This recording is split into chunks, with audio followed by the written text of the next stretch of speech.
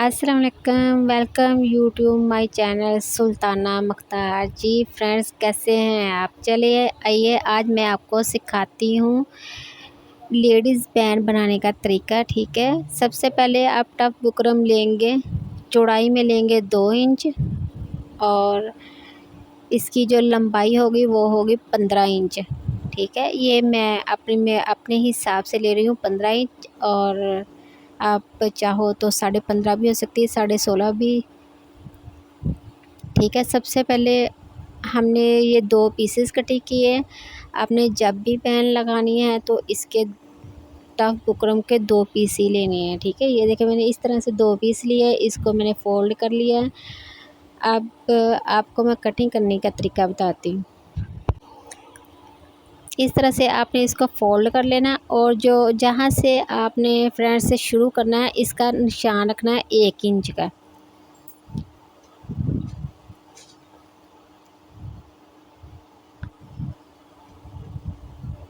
मैंने इस तरह से निशान लगा लिया, आपको इंची टेप के साथ भी दिखा देती हूँ। इस तरह से मैंने 1 इंच का निशान लगाया।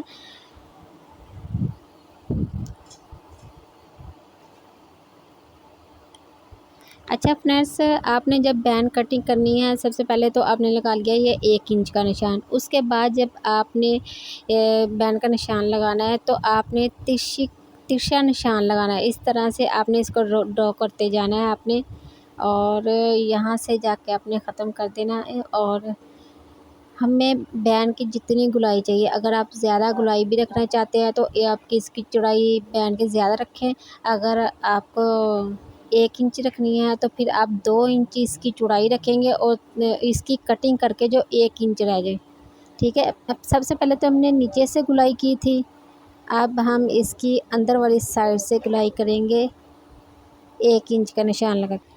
अच्छा फ्रेंड्स, अगर आपसे डबल बैंड की कटिंग ना हो, डबल पीसेस कटिंग ना हो, तो आप इसको सिंगल सिंगल करके भी कटिंग कर सकते हैं। तो मैं आपको पकड़ने का तरीका बता देती हूँ। आप चाहे तो 2 तार में पकड़ के दोनों पीसेस को इकट्ठा भी कटिंग कर लेते हैं। आपने इस तरह से इसको पकड़ना है ताकि ये फिसले ना और आपकी कटिंग भी अच्छे से हो जाए। तो मैंने निशान लगाया था यहाँ से 1 इंच का, और लास्ट पे मैं गुलाई करती जा रही हूँ इस तरह से जैसे मैंने निशान लगाया था।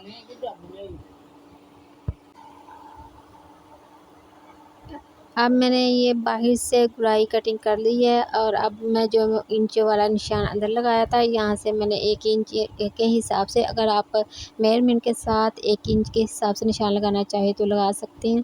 तो अगर आपको अंदाज़ा है तो फिर ऐसे भी लगा सकते हैं। तो अब आपने जो कटिंग करनी है, जहाँ से आपकी अंदर से गुलाई होती है वो वाली जो हमने कोना कटिंग करना है, कॉर्नर, इसको हमें अंदर से कटिंग करना है इस तरह से तिरछा। ठीक है, अगर गुलाई बाहर की है तो फिर आपने कोना भी बाहर का कटिंग करना है।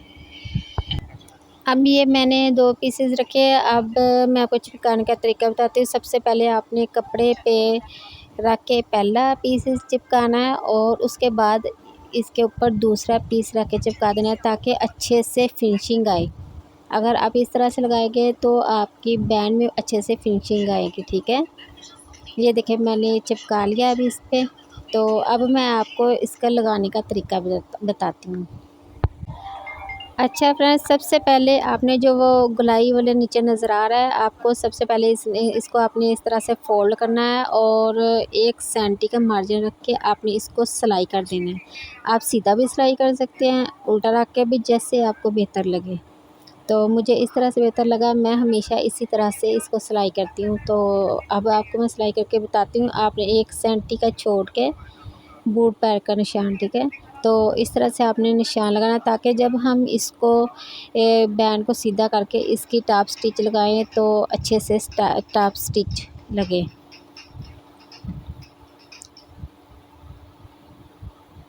और फ्रेंड्स, अगर आपको मेरी वीडियो अच्छी लगे तो इसको लाइक और फॉलो और शेयर ज़रूर कर दीजिए। और इससे ये होता है किसी और का भी फ़ायदा हो जाता है, किसी को काम सीखने का मौका भी मिल जाता है। ठीक है, अब मैंने इसको सिलाई कर लिया। अब मैं एक और पीस लूँगी, कट पीस, ठीक है? उसके ऊपर रख के इसको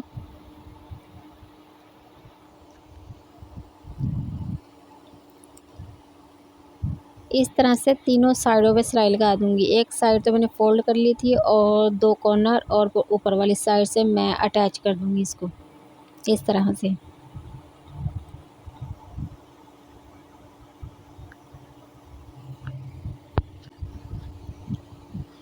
इस तरह मैं टफ बुकरम के साथ-साथ इसको सिलाई लगा के इसको स्टिच कर लूँगी और इसके बाद जो साइडों पे फैब्रिक बचा है उसकी मैं कटिंग कर लूँगी।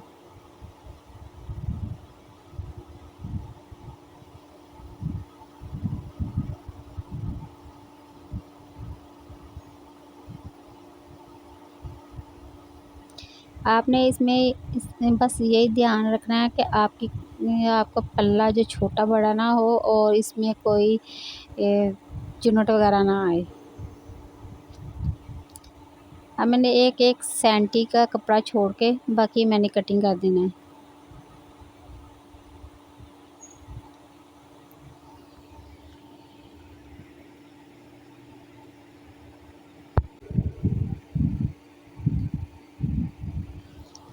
जी, ये देखिए इस तरह से मैंने इसको कटिंग कर दिया है। अब जो गहराई वाली साइड थी वहाँ पे मैंने छोटे-छोटे टक लगा लिया है ताकि जब हम इसको उल्टाएँ, इसको सीधा करें तो इसकी जो फिनिशिंग है वो अच्छे से आए।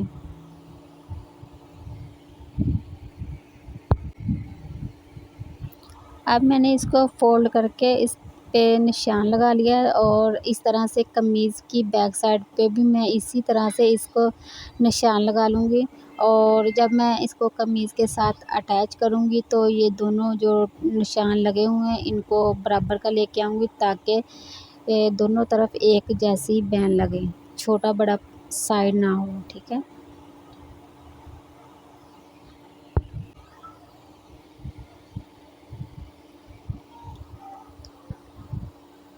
अब मैं जो सिंगल पल्ला है वो मैं इसको सिंगल पल्ले को कमीज़ के साथ अटैच करूँगी सीधी वाली साइड पे। मेरी बैन अंदर वाली साइड पे होगी और सिंगल पल्ला पकड़ के वो सीधी वाली साइड पे मैं इसको अटैच करूँगी ताकि जब मैं इसको टॉप स्टिच करूँ तो टॉप स्टिच बाहर की तरफ आए और अच्छे से टॉप स्टिच नीट और क्लीन हो, ठीक है? अब इसको मैं अटैच करके आपको दिखाती हूँ।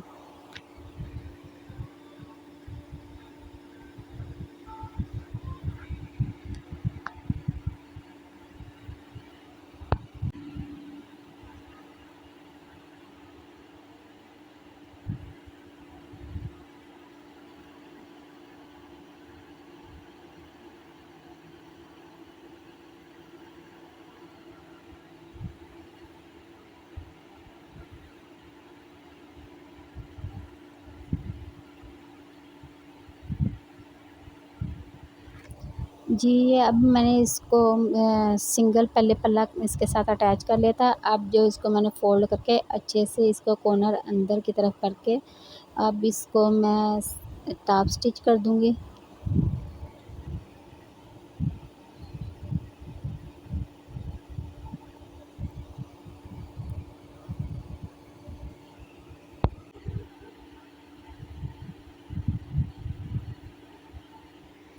जी, ये मैंने अब टॉप स्टिच कर दिया और अब मैं इसकी जो किनारे की टॉप स्टिच है वो मैं करूँगी और इसके बाद हमारा गला कंप्लीट हो जाएगा, ठीक है? और अगर आपको मेरी वीडियो अच्छी लगे तो कमेंट्स में ज़रूर बताइएगा और दूसरों को भी मशवरा दीजिएगा। इससे ये होता है कि दूसरों को काम सीखने का मौका मिलता है और आपका वीडियो देखने का बहुत-बहुत शुक्रिया और मुझे अपनी दुआओं में याद रखिएगा। अल्लाह हाफ़िज़।